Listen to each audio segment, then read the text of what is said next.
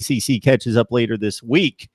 Please subscribe to my YouTube channel. And this, for a lot of people, is the unofficial kickoff to college football season. So you want to get locked and loaded with the best coverage you can find with the best bloggers, broadcasters, and writers in the industry, including our guy Cam Underwood from State of the U, who gets many requests right here. So we were able to track him down before media days. Hopefully we can get his take after the players and the coaches, Mark Richt in particular, speak to the media. Cam, how you doing today? I'm good. Just enjoying this beautiful South Florida summer. So, and always ready to talk some Miami Hurricanes football. It feels like a South Florida summer up here in Connecticut. It's not like brutally hot, but man, the air is just full of humidity, and it's been like that for a long time. But that's all right. I don't complain. I'm not one of these people that complains about the summer. That complains when it's 60 because it's too cold, but when it hits 85, it's too hot, and there's only about a 10-degree range where they're not complaining. I seem to run into those people, and I don't want to be one of them for sure. All right, we got Jaquan Johnson. We've got Amon Richards heading their way to, I believe, Charlotte. Would it be Charlotte for the ACC would be my guest? Yep, always. All right, always in Charlotte. Mark Richt joins them as well. Which now leads me to a question that I'll ask you. Any particular messages being sent by selecting these two guys, or they're just the two most obvious choices? I think that there's a little bit of a message. I mean, Jaquan Johnson got robbed from first-team All-American and first-team All-ACC just because there was a player from a rival school of Miami's who had a higher cachet as a recruit. So even though Jaquan Johnson had a better season narratively and, concretely in terms of statistics, the other player was placed above him on first-team All-ACC and first-team All-American. And I don't think that was deserved. And, Jaquan Johnson is probably one of your three best safeties in America. I mean, he's probably going to contend for first-team All-American status this year. So, he was – and I said it from the days that he was a recruit. His nickname has been the franchise because that's what he was at Miami Killian High School. Not a traditional power, but he was 4 times first-team All-County in Miami-Dade County high school football at the largest classification grouping, which only a handful of players have ever done. So that's the kind of talent we're talking about with him. And he's the leader of the team, the leader of the defense, definitely. He might not be the rah-rah guy, but, I mean, he just does his job, and he does a lot of different jobs and does them really, really well. So, giving him kind of that media spotlight now. So instead of just kind of being a dude who did a lot of things and compiled these statistics, but putting him out there so you see his face, you hear his voice and things like that. I think that that's a message just, for Miami saying, look, this guy is great. Like, he's a great college football player, and the nation should know his name. So Jaquan Johnson may be stepping up to that level. The other thing, Amon Richards, freshman All-American in 2016, battled injuries, which led to some inconsistencies in 2017, but he's Biletnikoff Award talent if he's, on his game and healthy. And I think that being on his game and being healthy kind of went hand in hand because his lack of health or his injury. He had a hamstring for a while, and then he hurt his meniscus, and he ended up missing the last couple of games. I think that really zapped him from being able to have the impact as a sophomore that we saw him have as a freshman. So, when you have one of the top 5 most talented and best wide receivers in America, you're going to put him up there as well to say, look, and for Amon Richards, this is a reintroduction to the national stage because he took he broke Michael Irvin's freshman receiving record in 2016. He was, catching all these passes from Amon Richards. He had 140-something yards in that first big road game at Appalachian State when we blew them, out and everything and did that. But, yeah, just reintroducing himself to the national stage. So I think that, that's a good move for both of those players. The other kind of thing that I mentioned on Twitter kind of in passing and didn't really dig into it is I think Mark Richt is being nice by not taking Malik Rozier because it's very infrequent that you have a fifth-year senior returning starter with the numbers and statistics that Malik Rozier had. You're talking about 3,120 yards passing, between passing and running was responsible for the most touchdowns of any single player in Miami Hurricanes history last year. You have all these things. He's 11-3 as a starting quarterback. Like, there's a lot there that you're like, hey, this is the guy. I mean, the quarterback should be the mouthpiece, the face of your team, but he's not necessarily the greatest quarterback. When he's good, he's great. When he's not good, he's pretty terrible. There's no in between. So it was kind of like 1/3 of the time elite and 2/3 of the time trash for him. And I mean, and that's just what it was. Now, obviously, I hope that he's better. I mean, you have 41% completions over your last 3 games, that losing streak, 51% completions for the entire year. Even when guys are wide open, you're missing guys and some of those things. But it would have been, I think all of those things, the negatives of Malik Rogier's performance, I think that would have been the center of conversation had he been one of the players taken to ACC Media Days. We're not going to talk about the 3,120 yards and 28 touchdowns. We're going to talk about what happened in those last 3 games when you couldn't hit the broadside of a barn, when you're in a boat in the middle of the ocean, you couldn't hit water. What happened with I think that's where the conversation would have been, and I don't think it would have relented, because at ACC Kickoff, you have these journalists from all over the ACC, so everybody gets to ask their couple of questions. So if I'm a Louisville guy, I'm going to ask you these couple of things. If I'm Boston College guys, I'm going to ask you these couple of things because you go up to Chestnut Hill this year on a Friday night. So, okay, well, you played a couple tough defenses, you struggled against them. Boston College has a tough defense. Why is that going to be different? What are you worried or concerned about? And it was a little thing. And, so I wrote up a quick piece like, yeah, we took Amon or are taking Amon and Jaquan. But I honestly think that it is very generous of Mark Richt to not take Malik Rogier to ACC Media Days or ACC Kickoff, they call it this week. And, there are a couple factions of the Miami fan base that, I am very excited still about N'Kosi Perry, even if, he didn't win the job as a freshman. I think that the potential is still there. A larger part of the fan base still is clamoring for Jaron Williams, who I think is very good, even if he might need maybe a season, not a couple seasons, but maybe a season or a couple games before the game starts to slow down for him and he's able to really produce at the college level that way. But when you have members and factions in the fan base already who are at least on some level maybe looking towards another quarterback already, and the last 3 games were negative because of, in large part, but not entirely, in large part to some failings by that quarterback, leaving him at home, I think was the good thing to do. So yeah, just Jaquan and Amon, hey, here's a national stage, introduce yourself or reintroduce yourself. And Malik Rogier, we're going to just leave you at home, and maybe you're, going to be on the practice field working some routes on air with some of those other guys. MarkRogersTV, the voice of college football, bringing you the best bloggers, broadcasters, and writers in the industry. And then, of course, some analysis from myself as we get set for Media Days in 3 of the major conferences. The ACC kicks off on a Wednesday with the Atlantic and the Coastal going at it on 2 of those days. However, they've got it sliced. Well, Wednesday is, of course, Miami at 4:15 Eastern time. So the players and the coaches, Mark Richt, of course, in particular, speaking to the media. And as Cam outlines, covering this now from afar, but for 7 years, I covered the SEC on site. And yes, there was always just a thought process by the media as to why did these guys get selected? And it could usually be figured out that some coaches would just flat out select their best players on offense and defense. Then there would be others that would think, okay, it's obvious to everyone who the best offensive and defensive players are, and they're going to get pub all season, and they did last season. So I want to select a guy who's under the radar, who's a really good citizen, does a great job, impact player, but not a star. I want to get him some pub. Or I notice Cam all the time, offensive linemen get spotlighted, and I think it's for good reason. Yeah, unless you're an All-American, you don't hear from this guy all season, and let's give the offensive lineman, if he's really good, let's give him some time.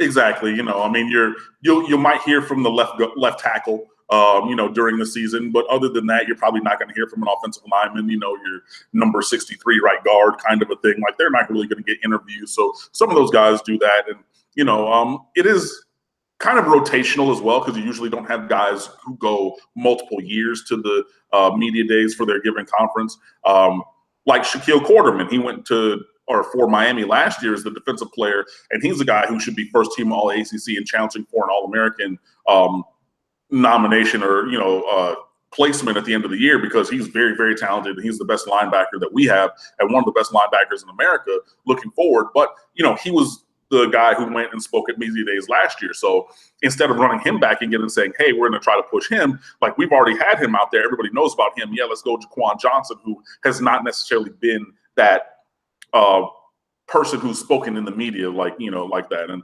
Amon Richards, if everything goes to expectations, then this is probably going to be his last year in Miami. So yeah, let's put him out there and everything, because again, he is one of the most talented wide receivers in America, and things like that. So yeah, it is good to kind of look at those and figure those out. So I think that we've gotten to the bottom of that. We appreciate everyone on the live chat. A number of people have commented, not necessarily anything unique there. So if you want anything specific to be passed on to Cam by way of question or comment, certainly I will be monitoring the live chat. And now I'm going to be going to the All ACC preseason team for 2018 to figure out who Cam's talking about that was in place there instead of Jaquan Johnson. I'm guessing it's going to be pretty obvious to me. From last year. Derwin James. Okay. Oh, from last year. Okay, I thought this was the preseason for 20. No. I mean, Jaquan Johnson should have been first team All American, first team All ACC from the 2017 season. They gave that to Derwin James instead because Derwin James had the name and the build and the whole hoopla. But if you look at the statistics, if you look at the play on the field from last year at safety, he did so many things. Well, then And I get, and I'm only going to talk about Florida State for this little bit, but big part of pushing Derwin James to that position was, he rushed sometimes, he played outside backer, and he played nickel, and he played, then put him in a utility spot. That's fine. Like, that's cool. Like, you have one of those, so then utilize that. But saying that, at safety, but the whole process to put him in first team All-American and first team All-ACC was the multifaceted nature of his play. Put him in defensive utility, put Jaquan Johnson at safety because he played exclusively safety and played it better than Derwin James or anybody else in the conference or in America the time that he did it. So that's, what that was. But anyway, moving on. All right, do us a few favors here. Go to State of the U after the conversation here and check out all the pre-season breakdown of the positions. I know all that's there. A lot of other good stuff for you to check out to get you set for 2018 with the Canes. And of course, subscribe to my YouTube channel where we talk to the nation and including Miami here with Cam. I'm not going to expect Cam to be able to nail you down because you're not going to be able to do research on this. You're just going to have to be able to kind of scan the conference, but I'm ranking the coaches in every conference. Okay. And I left the ACC for last, and I just produced that video last night. And every other conference, sure, I would have to do quite a bit of research and look around and look at legacy and look at records and then try to project. And then you got to take facilities and recruiting footprint and all that into, because some people have advantages and disadvantages and all of that. And I try to make it bottom line, who would I take right now? So if this was 10 years ago, even though Bobby Bowden and Joe Paterno are two of the greatest of all time, they weren't on top of their game at that point. I wouldn't rate them number one. They'd be fifth or sixth in their conference, whatever. Okay. The ACC was by far the most difficult conference to rate after the obvious number one. The rest of them was it was really difficult because I don't see a bad, like I can go to every other conference and say, that guy's really screwing up. That guy is just not meeting expectations. He's on the hot seat. I had a difficult time in the ACC, and I did finally, this is kind of chalk, but I finished with Mark Richt at number 2 in the ACC. I didn't think I was going to arrive at that place, but I did. Yeah, and I think that that's fair, honestly, and to the point of, coaching being better in the conference. If you look back in the last couple of years, pretty much all the hires have been strong hires. When you got Mark Richt coming in, you had Justin Fuente coming up from Memphis. You had, even Bronco Mendenhall going over to Virginia. You have, who else? Clausen at Wake Forest. Even he was the year before that. But still, Bobby Petrino coming back off of his shenanigans to Louisville, which is a great fit for him. just across the conference, really, all of these hires have been solid. So it's not really, like the previous round of hires had some bad fits in there, Al Golden included. And that was, borne out to be true fairly quickly. But yeah, this round of hires has really upped the level of coaching where I could see it being maybe a little difficult to really differentiate, maybe that middle tier, that 4 to 9, kind of 4 to 10 on the coaching list. I would put Dabo 1, just because, Clemson's rolling. And even if, you want to say, well, he's more of a recruiter, CEO, rah kind of guy, and he lets his coordinators do the heavy lifting on the X's and O's. Even if you say that, and I don't necessarily agree with that, the proof is in the pudding, and that stuff works. So, yeah, you got to have Dabo 1, obviously. There, Clemson's the class of the ACC right now, and that's because of coaching and player development and their players, obviously. I would say Mark Richt would be at 2. Miami has the most talented roster in the Coastal by far, finally playing to that level over the last couple of years with 9 wins and a bowl win in 16 and 10 wins last year. So, yeah, I would put Miami or Mark Richt as the coach at 2. Behind him, I would probably go – I might go Fuente. Larry Fedora is decent, but they were terrible last year. David Cutcliffe at Duke is pretty good, so he's in that middle tier somewhere. Willie Taggart, I would kind of leave off of the list and put him as incomplete, just because I've seen him at other places, and he's, got this poor overall record. But in his defense, he did take a very bad Western Kentucky program for a couple of years, and it's going to take a couple of years of losing to turn that culture around and get, things going. Same thing when he went to USF. And then he went to Oregon and everything, lost his number 1 quarterback, who he probably went there to work with, because when you have a quarterback of Justin Herbert's talent and skill, then you can build that offense around him immediately and then, make that go. So, we've seen him do some things, but have not seen him at Florida State do those things. So I would leave him off. Paul Johnson at Georgia Tech, it kind of comes down to the coordinators there, really, and the coordinator really on defense, because Ted Roof and his cushy system of defense, which I loved because we always beat them, is now gone, and they got a new guy in there who's transitioning to a 3-4, and he wants to attack more with defense. But, with Paul Johnson, like I always say with Georgia Tech, it's the scheme, not the players there. So if you're going to bring in recruiting, well, recruiting is going to be average to maybe a little bit below, because academic standards at Georgia Tech, but you're in Atlanta, so you have that talent base around to pull from. But obviously you play an unsexy kind of football with that triple option veer thing or whatever. And there's probably a couple other guys maybe on that coaching list. But, I think that the clear 1 and 2 have to be Dabo 1, Mark Richt 2, and then you can fight it out from 3 to 10. And I really won't fight you. If you want to have Dave Clawson higher than a lot of other guys, I'm not going to fight you. If you want to have Bobby Petrino at a solid 3rd right now, I'm not going to fight you, So, it's really just on what the point of conversation is going to be behind Dabo and Rick to order those other guys. But, yeah, from top to bottom, the coaching in the ACC has gotten a lot better. And I think that that's been a good thing, obviously, for the quality of football. I put Clawson at 4th. Here's a stat for you. The last Wake Forest head coach that had a winning record for his stay at Wake Forest was in the 1940s. The guy's nickname was P-Head. Did he go back to the 1940s? P-Head. P-Head Walker. Yeah. And Dave Clawson takes over a program that was awful, and it was awful for his first 2 years. And if you remember, I'm sure you do, you guys play them time to time. Like the offense was like one of the 5 or 10 worst in the country. And by last year, he goes from 3 wins to 7-6, 8-5, and they've got an explosive offense. And it's tough to recruit there. And but you got Greg Dortch coming in there, and he was, he could have been freshman of the year in the ACC had he not torn his knee up. They come within third or fourth down conversion away from beating Florida State last year.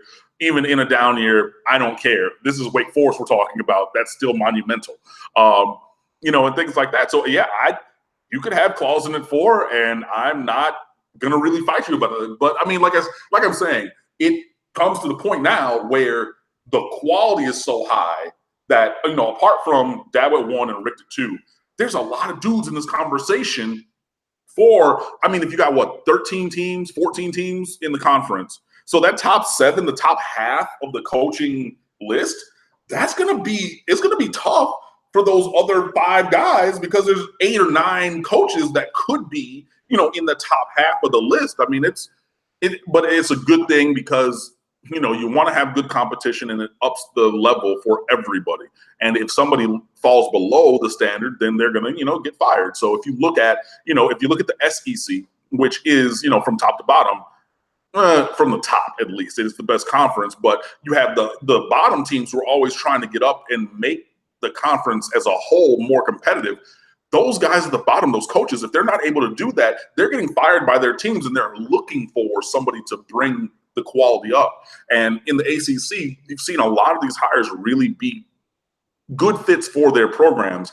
And, obviously everybody has different definitions of success. So David Cutcliffe at Duke, versus Nick Saban at Alabama, their definition of success is going to be different. But you have Duke, which was one of the worst teams in captivity for a time. And now they're, fairly consistently bowl eligible. You're talking 6, 7, 8 wins on a pretty much every year basis.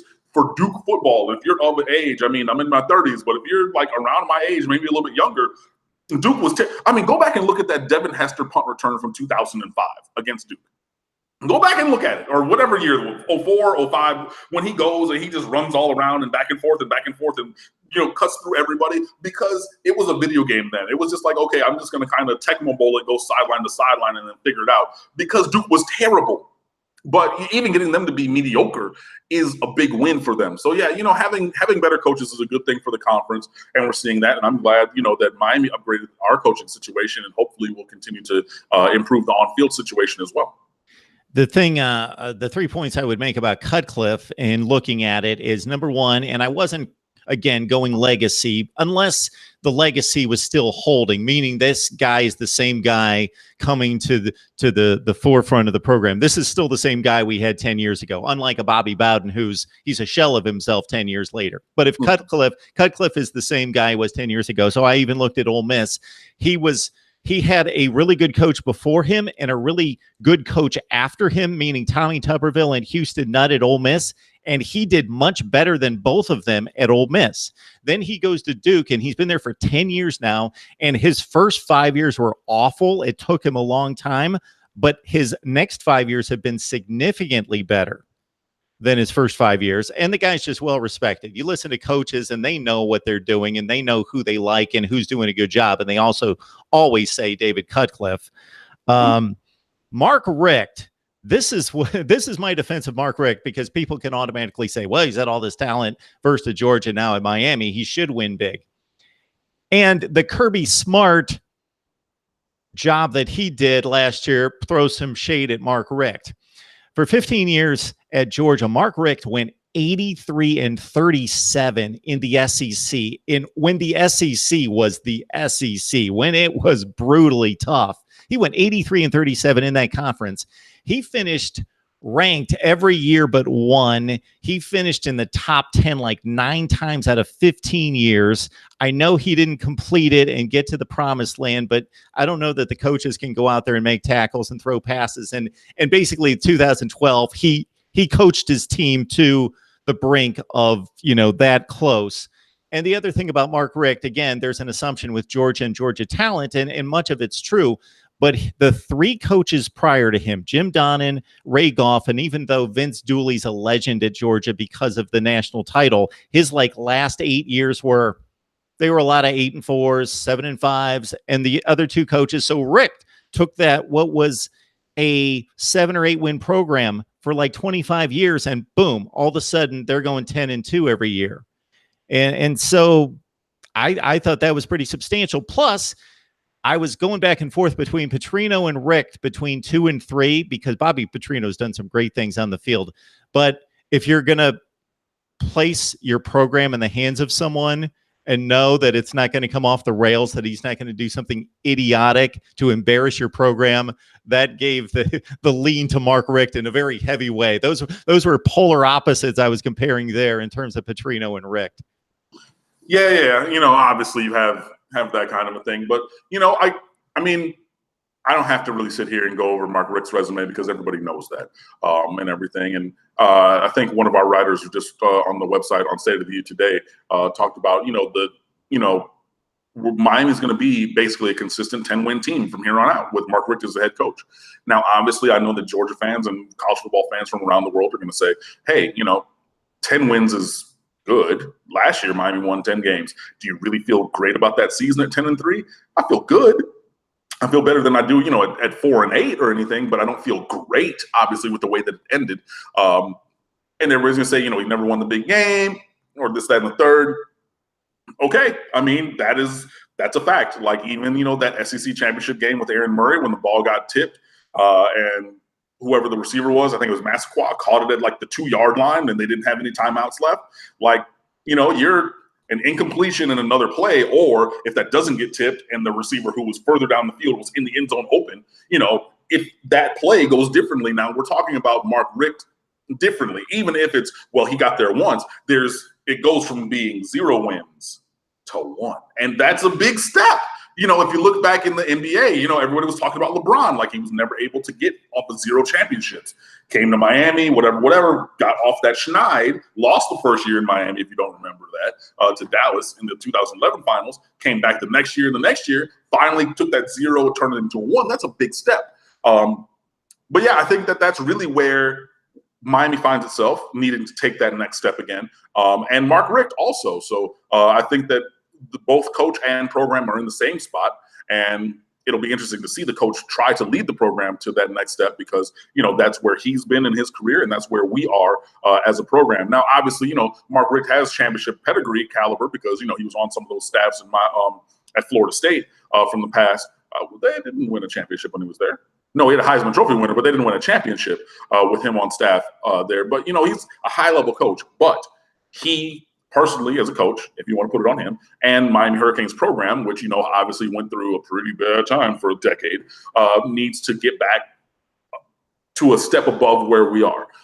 And, it's going to be a challenge to get there, but it's a challenge that I think we're up for and, are excited about because, we everything can't be easy all the time. I mean, even the 2001 Hurricanes team almost lost to Boston College and found a way to gut that one out. So, there's a tough task ahead of us, but we'll see if we can do it.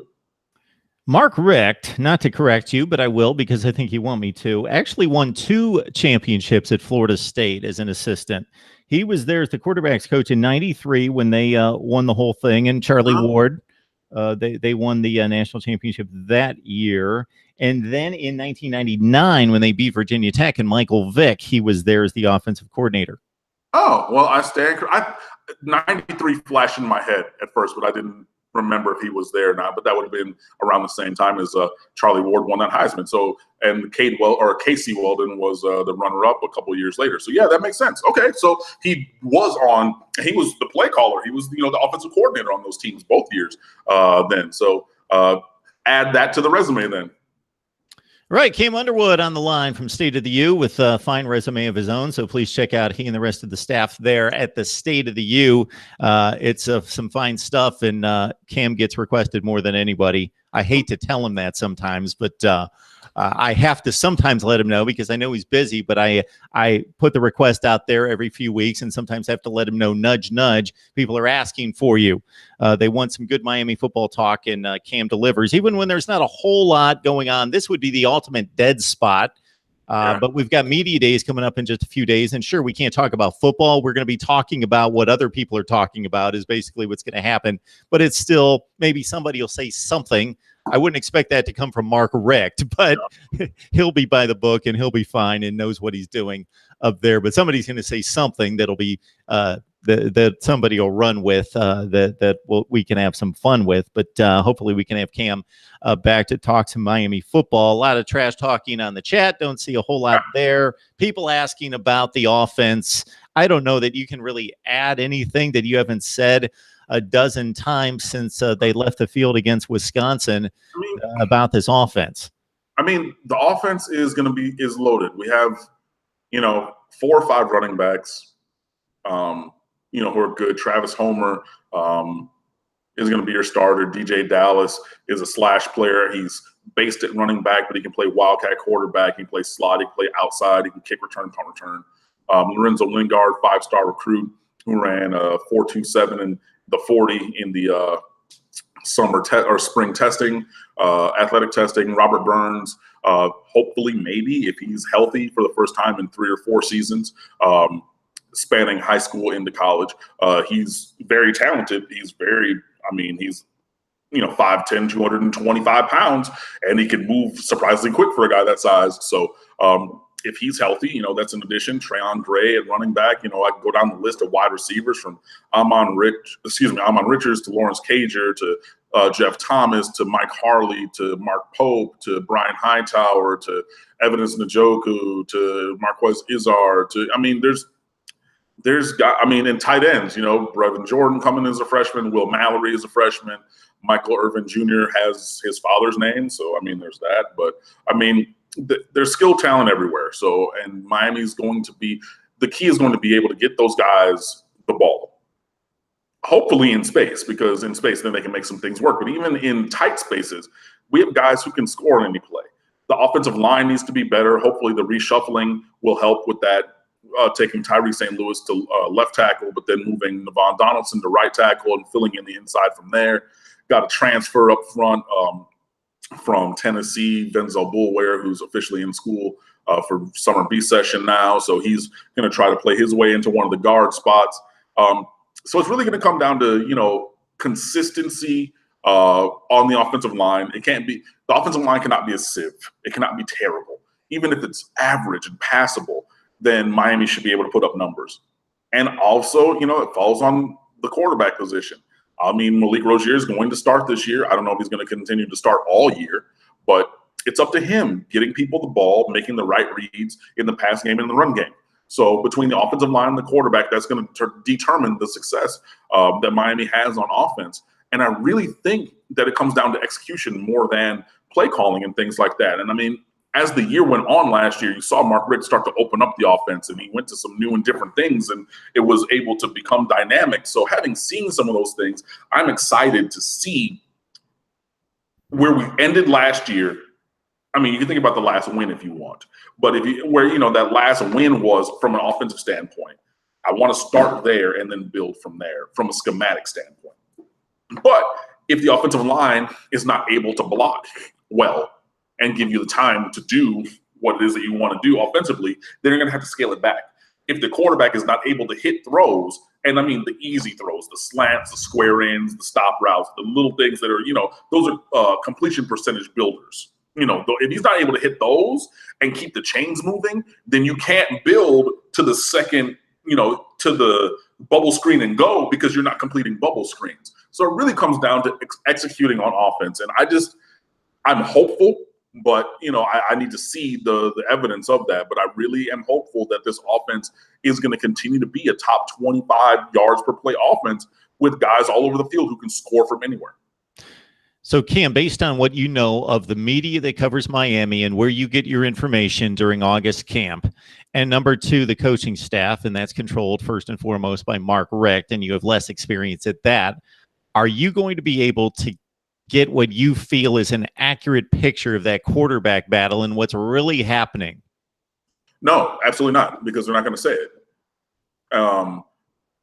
Or it's good, you remember a couple of years ago when a report in the NBA Finals came out that Steve Kerr was going to switch the lineup and start Andre Iguodala, and they asked him about it in the shoot-around in the morning, and he said, no, why would I do that? We, won all these games, and then he went out and did exactly that thing.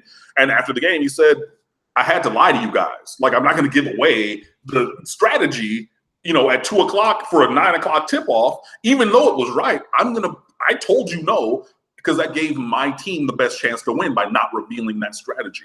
That's exactly what's going to happen. And and that's going to happen also to tie that up with Miami's quarterback position. If you look into the spring, Mark Richt said it was an open competition.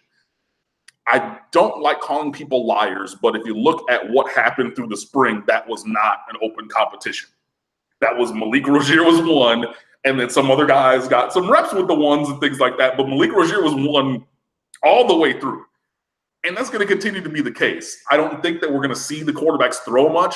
We're not going to, from the video that gets released or even from the beat writers who are there for the viewing period of practice, which I think is like 15 or 20 minutes a day, you're not going to really hear many things. I don't think that the quarterbacks are going to be made available for comment or interview that often during fall camp. And I think that Mark Richt is just going to maintain that line that he's been saying, which is we're looking for consistency. Every position is open for every player, and we'll see what shakes. And I mean, it's going to be status quo. It's going to be Malik Rozier starting. He's a fifth-year senior. Every time that Mark Richt talks, he talks about Rozier knows the offense. He gets into the right, spots. If you're giving an audible, if you're, changing protections, all the operational kind of things. And he should be the best at that because he's been here the longest. This is his third year with Mark Richt, as the coach in that system. So you should know it. So every time that Mark Richt has previously spoken about it, that's what it has been, talking about the operational things. And that's fine. But then just say that. Just say, look, Malik is the starter, period. And that's it. Because honestly, he is. That's what he's going to be. We all know that I am not personally the biggest Malik Rozier fan. I am very critical of him. I would like him to be better. I would like to see the elite level performance from him on a consistent basis. I just do not believe that is the kind of player that he is. Even with getting Miami into the right reads, into the right protections, into the right looks, does that really matter if you're still throwing ground balls? Does that really matter if you're missing wide open guys? Even if you look at that touchdown that he threw in the Syracuse game, I want to say to Jeff Thomas up that left sideline, and he was butt naked wide open by 15 yards. And he's got 4.4, 4.3, he's super fast and was gone. Afterburners, everything. And had to slow down to catch the ball and then try to speed up again and dive to barely get there before getting tackled because the ball was underthrown. So that was a touchdown pass and blah, blah, blah. Yeah, but it wasn't like pitch perfect, over the shoulder, in stride. I'm running up the tunnel Thrill Hill in 91 against Texas. That isn't it. And I would love to see that. But I think that there's a vast difference between the current level of accuracy or the previous demonstrated level of accuracy and the necessary level of accuracy from Malik Rozier to make that happen. But getting back to your original point, there's going to be very little talk.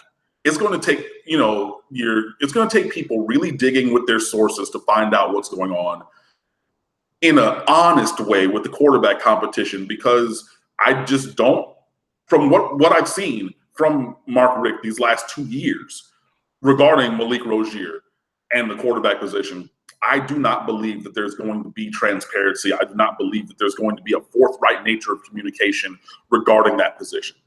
And if that changes, cool.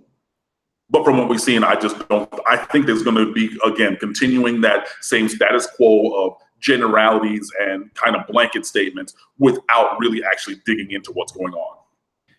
Cam, the comment that you made in describing Malik Rozier's ugly completions that has stuck with me ever since, because as soon as you said it, I thought of about 12 times that I saw it, and Braxton Berrios seemed to be the guy that was making most of these catches on the slant or the seam route that was completed, but it should have been big play completion, throw it where he can run with it and make a move, but it was a sliding, diving behind me. I got to try to secure the football.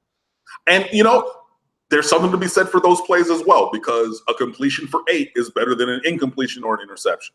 So I'm not fully discounting those. But like you're saying, if there's green grass, throw it to him where his momentum is going and let him work. One of the best plays last year was in the North Carolina game. It was a little crossing route to DJ Dallas. Just a dump off over the middle. They brought pressure from this side, replace it, boom, hit him. And that was the really quick shifty move that DJ Dallas put on the linebacker in the middle of the field and ran for 45 yards before getting tackled. He probably should have scored if he would have veered the other way. But that was one of the best plays.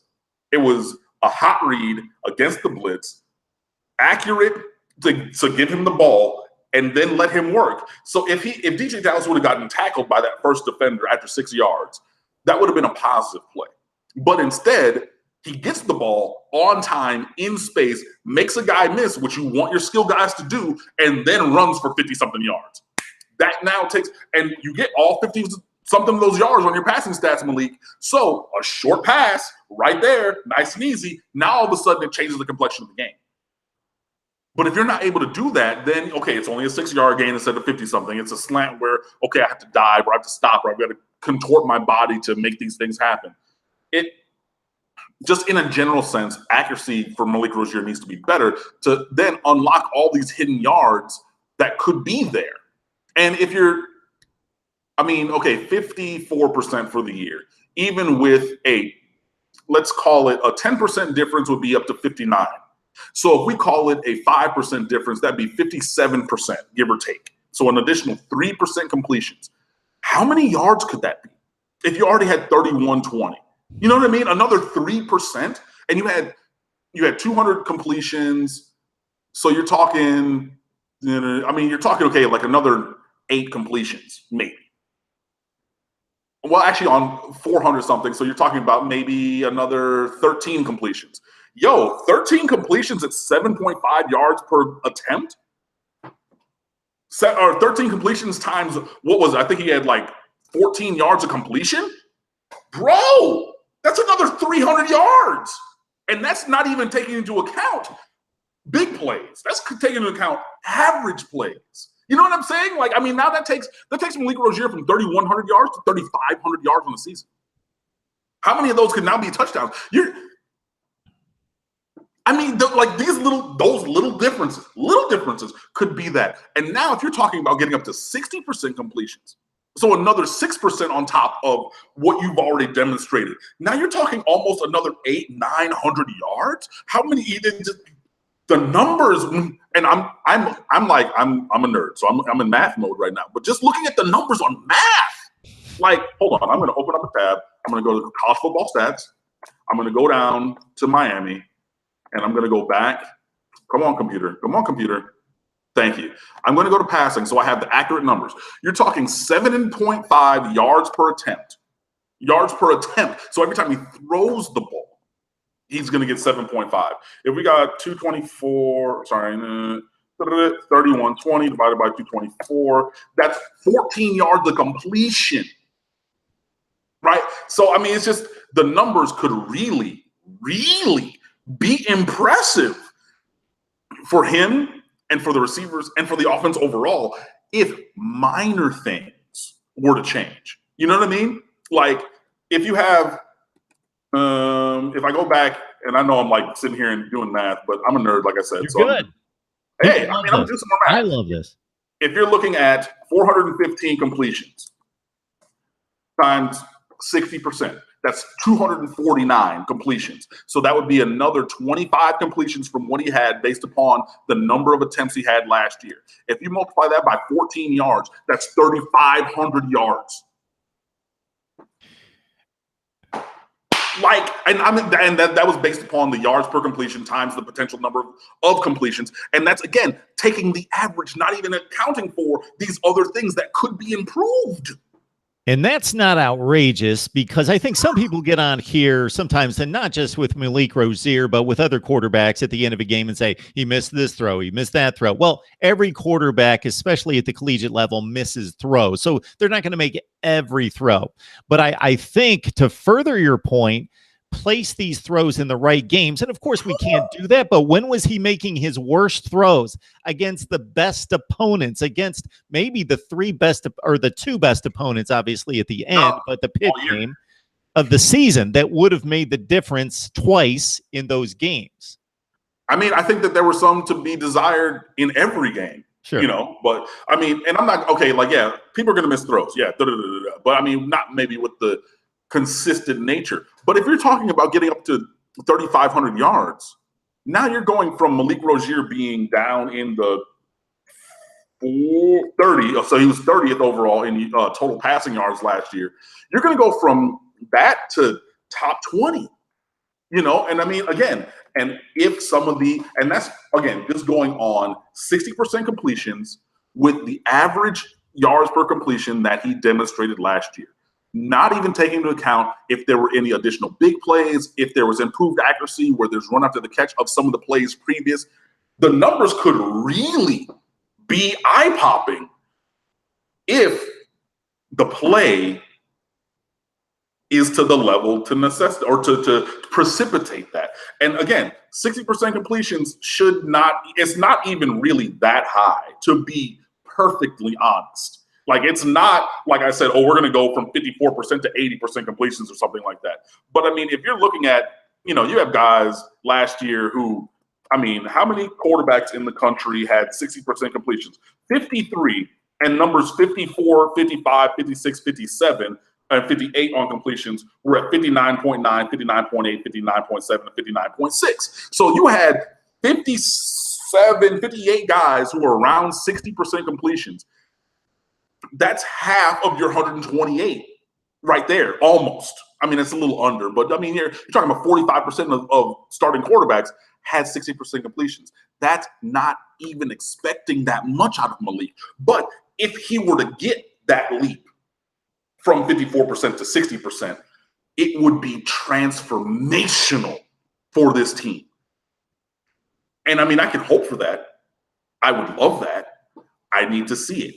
And I don't know necessarily that we're going to see it through this through fall camp. I don't know that Mark Richt is really going to talk about it too much. I don't think that John Richt, when he gets his, he's the quarterback coach, Mark Richt's son, if you didn't know that. I don't think that he's really going to, you know, belabor the point too much. I don't think that we're really going to get too many numbers of completions and things from, you know, the scrimmages, or, I mean, you might get it from the scrimmages, but from an everyday practice. But man, I mean, even a minor uptick in potential completion percentage could really, and I mean really, really be huge. So, I mean, quarterback is the most important position on the football field. And I know that there are 11 people on either side of the ball at all times in, you know, offense, defense, and special teams, but the singular position is quarterback. And Miami just simply needs to see progression from Malik Rozier from last year to this. And, you know, the highs were high, but the lows were very low. I mean, and if we can eliminate some of the lows and make those even average, if we get rid of some of the bad ground balls or incompletions, and even make those the 7.5-yard catch where the guy doesn't have room to run but just falls down, the offense can be so much more. And I hope to see that. I really, really honestly do. But I mean, hopefully Malik has done some work, because you can't just hope for it, you know, or blindly think, okay, well, I'm a fifth-year senior now, so I'm going to do better. Like, have you put in work to do better? Have you sat and you have done accuracy drills? Are you really working on your footwork? Are you trying to get rid of that long, loopy baseball outfielder throw that you know, lean on sometimes? There's a lot of different components there. But, I mean, through all of that talk and everything else, the season's really going to come down to Malik Rozier, because he's going to be the starting quarterback.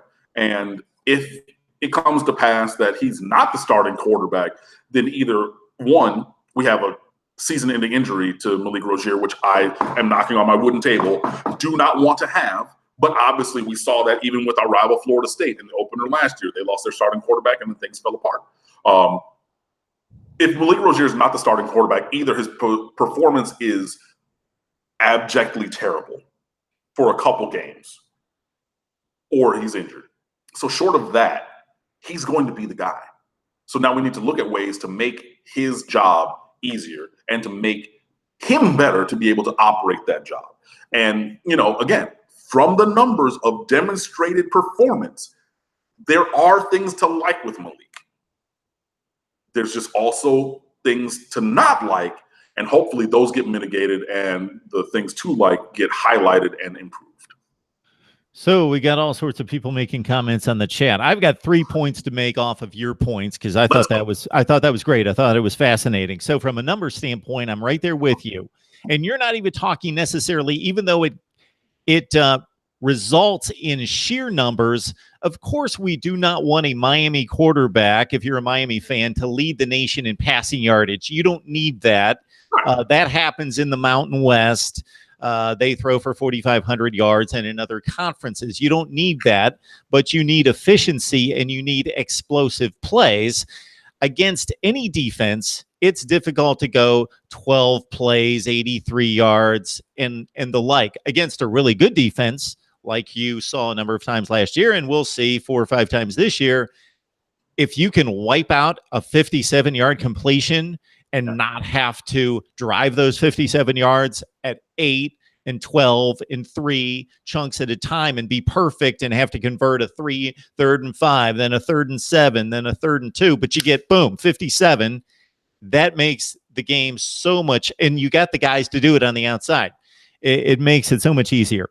Number 2, let's not confuse some of these passes that we're criticizing Malik Rozier and compare them to other quarterbacks who make throws that at first glance, when they're live, look like bad throws, but they're elite quarterbacks that are on the same page with their wide receiver. So they're either protecting the receiver or out of the frame of the shot on television, there are defenders lurking, and the quarterback and the receiver know, I got to throw this back shoulder, or I see that window, and I'm going over here with the ball, and it's not the perfect boom like you throw in the backyard. Let's not make that mistake, because the elite quarterbacks can do that, and that's not what we're criticizing with Malik Rozier. And thirdly, this will be fascinating. Okay, Miami's better than everyone on the schedule.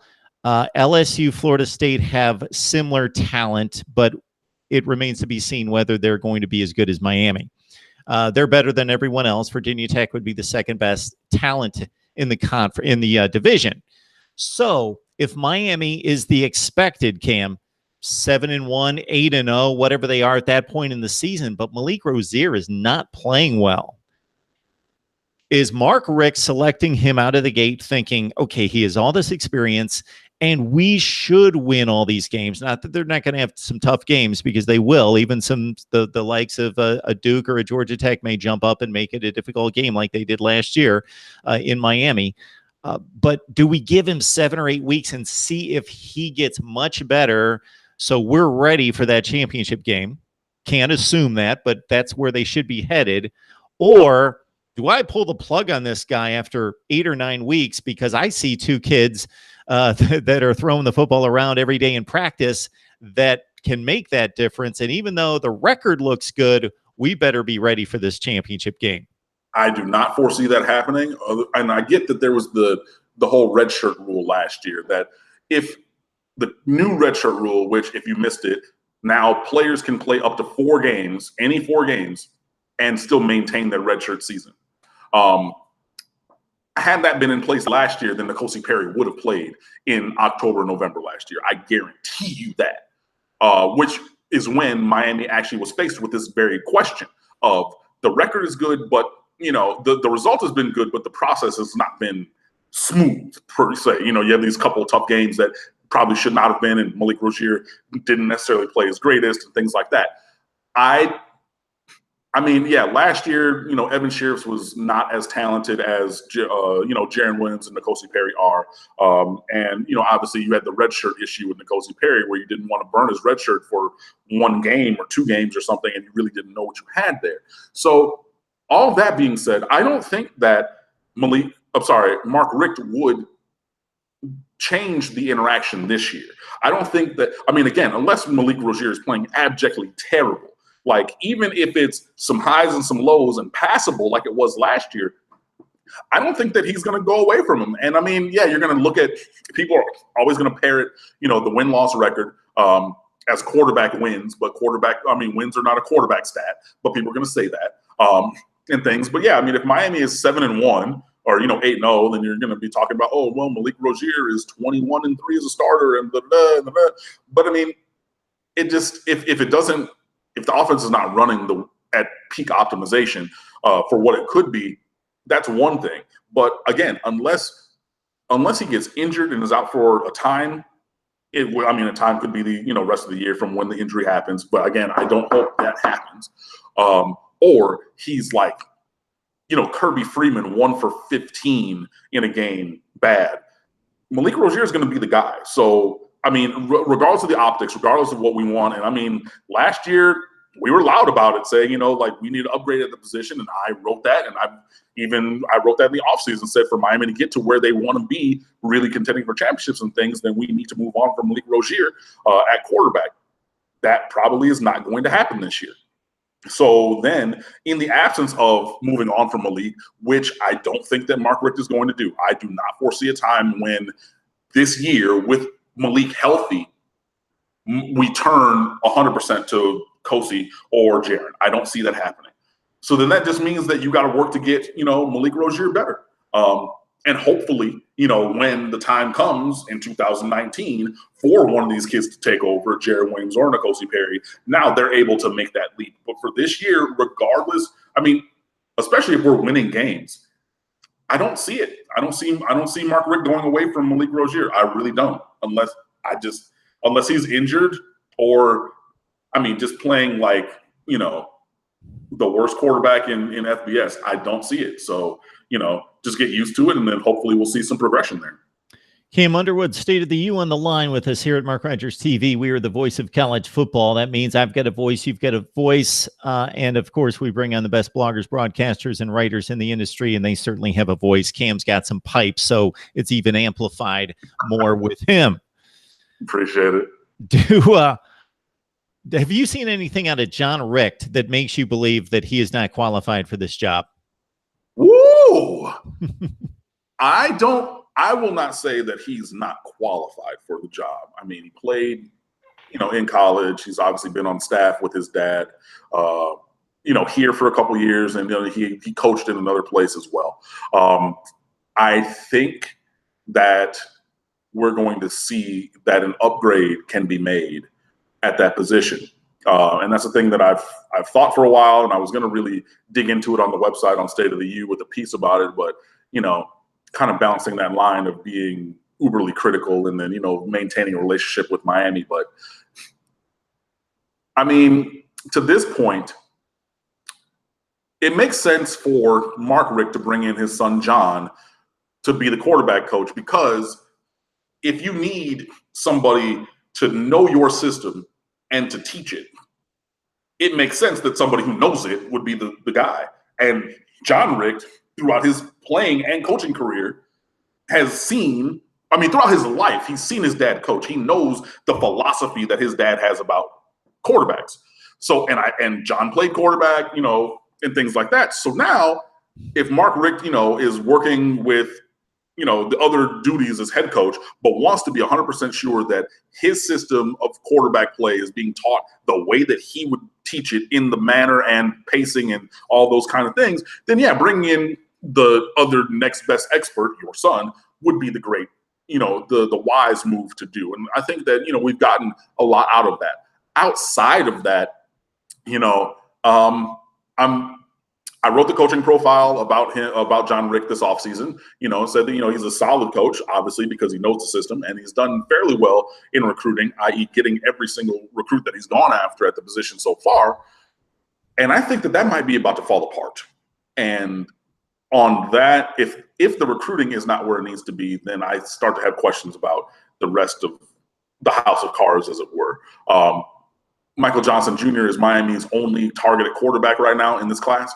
And if he commits to Penn State on August the 1st, which is his announced decision day, which it seems like he is going to do now,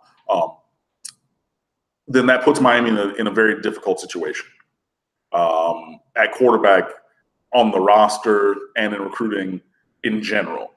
I'm actually going to write about that on the website soon, so I'm not going to delve too deep on this now. But if Michael Johnson Jr. goes elsewhere, then I start to have questions about the entire interaction. Could there be upgrades at the quarterback position or the quarterback coaching position? I believe so. And it is what it is. But I'm not going to say that he's unqualified for the job. I will not say that. I will, however, say that I'm starting to now have questions about how good he is at this job, and about how John Richt struggling at times in this job, and especially in recruiting, because you have to get the guys on the team to have the talent to perform, how that could have a negative impact on the program going forward at the game's most important position, which is daunting if you think about it. And like I said, I've been thinking and workshopping a piece about this for the website soon, so I'm going to kind of truncate my answer there, but and hopefully you'll come to State of the U and see what I say about that in full later. But that's kind of where my brain is about the quarterback position and quarterback coaching, I should say. Cam Underwood, State of the U, as he mentions, go to State of the U, obviously, for Miami football coverage entering 2018, and we kick off the season of sorts in terms of the talking season leading into fall camp this Wednesday and Thursday in Charlotte at the ACC Media Days. Our guy, Shad Jamal, says that Malik and John Richt should be on the bus equipment staff is where he would like to see those guys. I mean, okay. So we have another question we've got all sorts of questions and comments. They're just flying by. But Brad Breckenridge would like to know how you see the running backs carries being distributed. Running back carries are going to be Travis Homer with the most, followed by probably DJ Dallas. And then I would foresee Lorenzo Lingard stepping up into that number 3 role. I don't have numbers just because, well, you know what? I have college football stats open. So let's go over and let's look at rushing. So last year you had about 163 and 56. That's a little over 200 carries between Mark Walton, who ended up getting injured, and Travis Homer. You add in DJ Dallas, that brings it to almost 300-ish, or just short of. So that's 97 plus 163 makes 100, so like 260-ish. So out of those 260, if you're having a similar number of rushes, I would say Travis Homer's still going to get about 165, 170. And then splitting the rest of them between Dallas, he'll probably go up from 41 to maybe into the 70s or 80s, so doubling his running. And then Lingard being in the 30 to 40 something range, which is, again, what DJ Dallas did last year. He had 41 carries. And I think that number could go up slightly because Malik Rozier had 131 carries last year. And that is more carries from the quarterback position in one season than Miami had from the last 4 seasons of quarterback play combined. So if Malik were to go from, say, 131 to 115, that brings up another 16 carries to be split up. So somewhere along those lines is what I see. And then, maybe Robert Burns getting some of those as well. Somebody on here, lost track of the comment, thinks Lingard jumps in there at number 2 and DJ Dallas gets more touches out of the backfield as a receiver. I don't see that happening because I believe when you see DJ Dallas run, he's natural with it.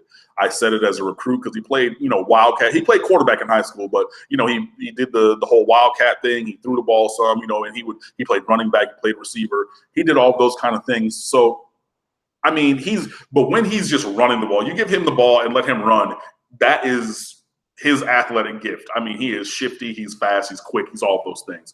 So I think that DJ Dallas is going to be your number 2 this year. And he's going to be an offensive weapon where you can put him in so many different places. So, yeah, maybe his carries could be a little bit lower and Lingard's could be a little bit higher than what I previously stated. But I think that, if right now Travis Homer were to get injured, which, again, I do not want to happen, but if he were, then I think DJ Dallas will be your starting running back, not Lorenzo Lingard, at least for the first half of the year. I think that Lorenzo Lingard is great. He's a 5-star player. I love having him on the team, but we have other talented players as well. So I'm not necessarily going to say that, DJ is going to get jumped on the running back rotation right now. But in terms of carries, the number might be closer between DJ Dallas and Lorenzo Lingard just for the fact that, DJ Dallas can be used in so many different ways that his carry numbers might be not as high, but his impact and his usage rate on the offense could still be up there. And is that enough depth to give Cameron Davis a red shirt? Yeah, I don't see Cam Davis playing this year, honestly. He was the last enrollee from the 2018 recruiting class, between 11 guys coming in early in January and the other 20 or another 12, I want to say, coming in for summer session A in May. The only person who didn't make it in for summer session A was Cam Davis, who's there for summer session B, which has started 2 weeks ago from the time of this recording. So, I mean, he's behind the 8 ball a little bit. Now you have Travis Homer, DJ Dallas, Lorenzo Lingard, who was there from January, Robert Burns, who's been there for 2 years now and hopefully might be, healthy, and Trayon Gray. That's 5 guys. Plus, you now have a quarterback who carried the ball more than 100 times as well. So if you want to loop him in, that's 6 guys carrying the ball who you would probably have in front of Cam Davis.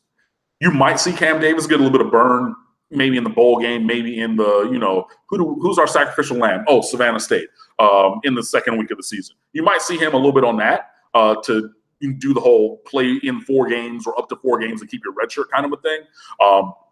But yeah, I would foresee that Cameron Davis is not like high in the rotation. All right. Tons of questions and comments.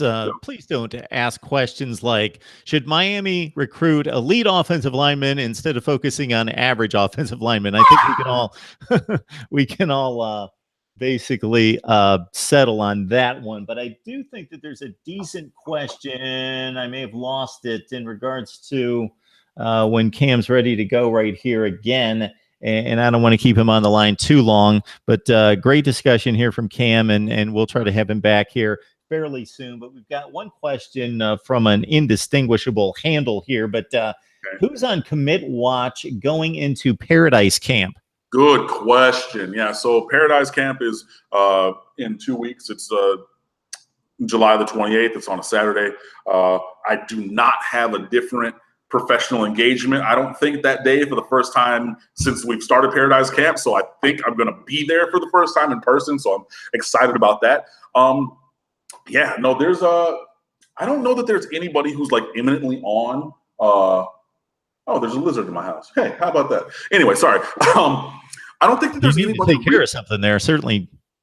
Yeah, no, he's over there in between the screen and the. I know you guys don't really mind that in Florida quite as much. Not as super much, but as long as he's on the other side of that, yeah, he's on the outside side of that thing, so he'll be all right. Sorry. Focus back. No, I understand that one. Commit watch, good. Let's see. I gotta bring up my last class breakdown, which you should be reading on stateoftheu.com, by the way, because I was not prepared to talk about recruiting 100%, so I didn't do too much homework. If we go down, let's look. So not quarterback, because I already talked about Michael Johnson, and even at one time it looked like he was going to come here. He's probably going to go to Penn State. At running back, you could have Kenny McIntosh, who is R.J. McIntosh's younger brother from University School in Fort Lauderdale. 6'1", 205. He's talking about, maybe before the season kind of commitment somewhere at the end of July or beginning of August. So maybe he's a guy who could be the guy who pops. I don't think that there's anybody at wide receiver right now who's close to committing to Miami. But 5-star Georgia commit Jaden Hazelwood is going to be at Paradise Camp. That's like triple confirmed. And that's like big to get him back on campus and hopefully actually working out there. So keep an eye on that. Tight end, still waiting on Keon Zipperer to make a decision. Don't know if that's going to come too soon, but between him and Jalen Weidermeyer, Miami should get one of those dudes. At offensive line, everybody's waiting on Evan Neal.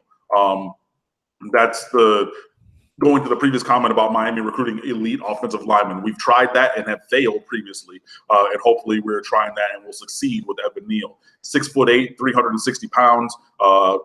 Plays for Bradenton IMG Academy. He's a Okeechobee native. That's around the Orlando area for those of you who are not from Florida. And he's everything that you want in the left tackle. I mean, like I said, 6'8", 360, light feet. He moved well when he was at 395, and he's lost like 30-something pounds now, and he looks like amazing.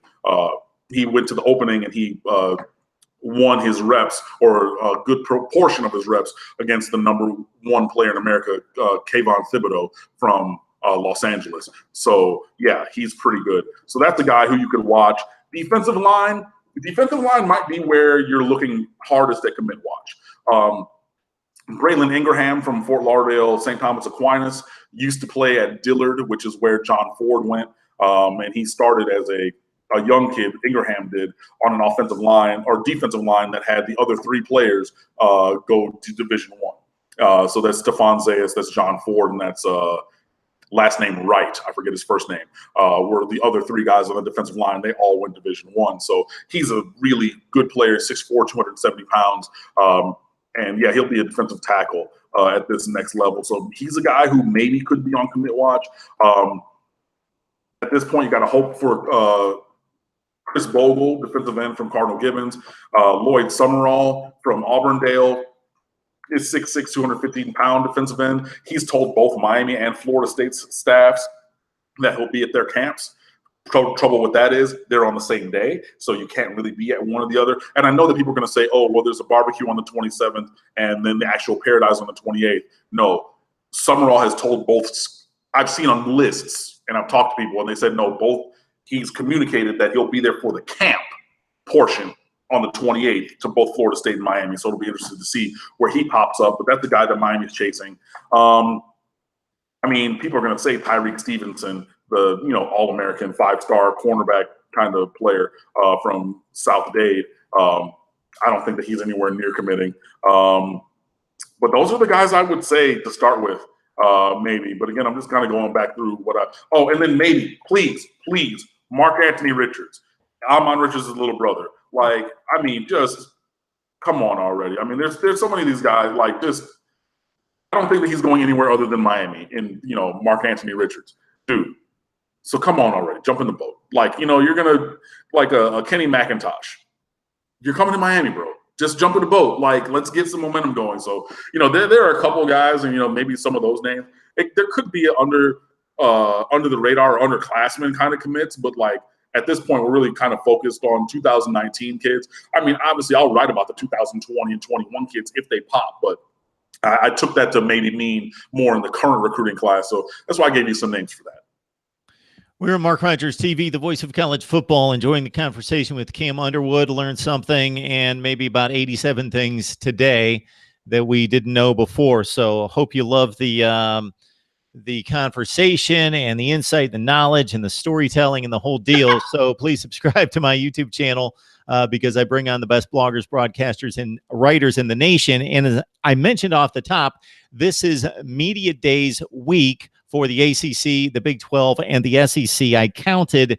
I've got 14 contributors lined up, 14 guests, and there's more coming. So tons of content coming your way. Al Robinson making a statement for us here on the chat, and I'll echo his comments. So if you like the content that we bring you, please like, subscribe, and comment. YouTube analytics love it, and I do too, by extension. And so please do that for me. Like, comment, and subscribe to the channel, and then stop by State of the U as well to get your fill of Miami football right there.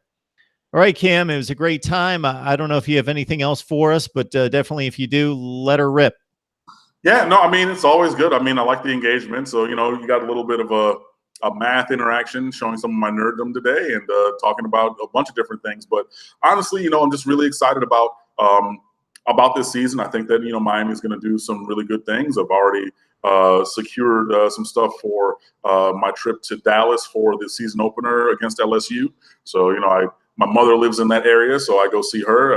But then this time, I think I'm going to just have dinner with her and then be with my friends and other Canes fans for the rest of that interaction. But yeah, just really excited. And I think that, we're still trying to, keep you 100% covered over on stateoftheu.com. We have a lot of great things going on. We have a Games We Love bracket, which is down to the Elite Eight of your favorite Miami Hurricanes games of college football history. We have Build a Perfect Cane. We have our position previews. We have our X's and O's analysis. Our guy, Justin Tattavio, he's written a couple of those. And I think there's one queued up even for Monday. so you get a look at some schemes. So if you really want to dig on X's and O's, he's a current coach who coaches football at the high school level and goes to conventions all the time. So if you want to talk X's and O's, like, he'll dig with you. So we got that going on. Also, we're doing non-revenue sport recaps, so we're looking at women's golf and soccer and all kinds of different things as well. So you're trying to get as well-rounded a coverage picture as possible. So we try to have a lot of different things, some of them serious, some of them trivial, but hopefully there's something that you like. So this is me all the time. So now if you've watched this video and heard my voice, you can now hear it as you read what I write, because I try to write in the same kind of conversational style that I speak with and everything. So, State of the U, I think that we have a great group. We're really gearing up for this season, and we have some really great coverage for you guys. So at the bare minimum, hopefully, you continue to support us and come over there. And if you're new, new people are always welcome to the family. So come on down and see what we got. All right, we're getting some applause from Abe Mo in particular, but from some other people as well. So we appreciate it. Yeah, we try to deliver the very best, and Cam's been coming on for, I'm going to guess, I think it goes back to like 2013, so close to 5 years, and delivers each and every time.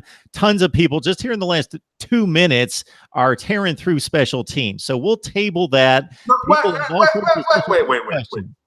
I have time until 4 o'clock.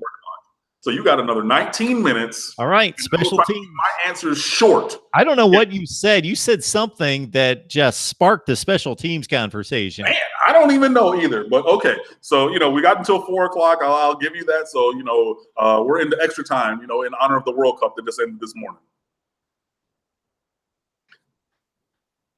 And so we're going to let loose with the special teams, or we're going to table that.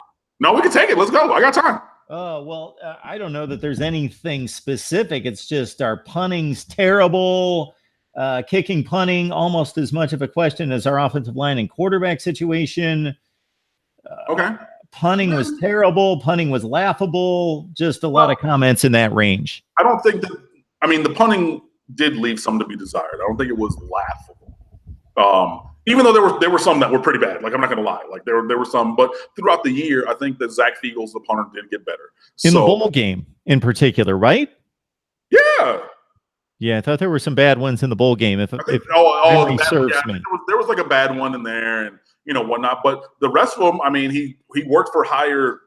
You can see from his drop and his body positioning that his main thing was hang time. And sometimes, when you're doing that, it's a little different than he would normally or had been punting previously. Because, again, he was a true freshman. It takes some time to learn that and perfect that. So hopefully there's been progression of that between his freshman year and sophomore year. And, we do pretty well with special teams and punters. So I'm not going to say that it's going to be what it once or what it was last year. I think that there's going to be progression. Bubba Baxa is going to come in and he's going to be the kicker. He's a scholarship kicker. He's from Texas. He has a huge leg, and he needs to refine his technique. I mean, he was very good at showcases and camps, better as a junior than a senior on the field, kicking. But all the physical attributes to be a good kicker are there. He's 6'1", 195 pounds. He was an all-region third baseman for the baseball team at his high school and whatnot. So he's an athletic kind of kid. He has the ability to be consistent and repeatable with his mechanics. So we need to see that. But again, Miami does well with kickers. So even if you don't like Michael Badgley for the end of the year and everything, I get it, fine. All-time leading scorer in Miami history. He had a couple 5 field goal games, including that Georgia Tech game that we won. So, let's ease off of saying that it was terrible at kicking. It was not. So those things can be better. In the return game, we got a bunch of guys with speed. Put them back there, let them run. All right, Cam Underwood, State of the U, talking up Miami football. Media Days coming up on Wednesday and Thursday in the ACC. We get the SEC and the Big 12 kicking off on Monday. I'm all over it. 14 guests lined up, and that number is increasing by the hour. So we knocked it out early with Cam to get a preview of Media Days, but more importantly, your comments and questions and a numbers breakdown of what a Malik Rozier minimal improvement could mean to the passing game and ultimately to challenging the better teams on the schedule. All right, Cam, we appreciate you stopping by. It's always good. Yeah, I mean, like I said, went a little long today, but I'm good with it. So just enjoy my Sunday afternoon. So thanks for having me as always. And as always, I will say, continue to support us. Come over to stateoftheu.com. We have a variety of voices who even sometimes we contradict each other because we're not yes men over there, and that's fine. So we have a diversity of thought and a variety of content, which hopefully you'll engage with, and a bunch of things coming up this year. So please stay with us, and we'll see you next time. And according to NCIS Fanatic 21, I need to bring on Chris Spielman and Colin Cowherd next. Okay, we will work on doing our best. We're always asking for guest recommendations. We will do our very best. I'm not going to bank on either one of those gentlemen, but we will shoot for the stars, believe me. And again, 14 guests lined up and more to come, and hopefully Cam at some point to wrap up the media days and so forth. So please like, comment, subscribe. I only started to really trumpet that in recent months because I'm hearing that I should, and that's what YouTubers do, because that's the analytics churn, that you need comments and likes and obviously subscribers as well. And if you love college football and not just Miami, this is the place to be. And then, of course, State of the U. All right, Cam, good to see you. And you have a great session there at Media Days.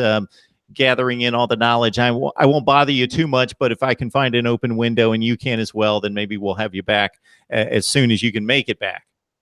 Yeah, man, we'll work it out. So like I said, always a good conversation. You guys have a good one.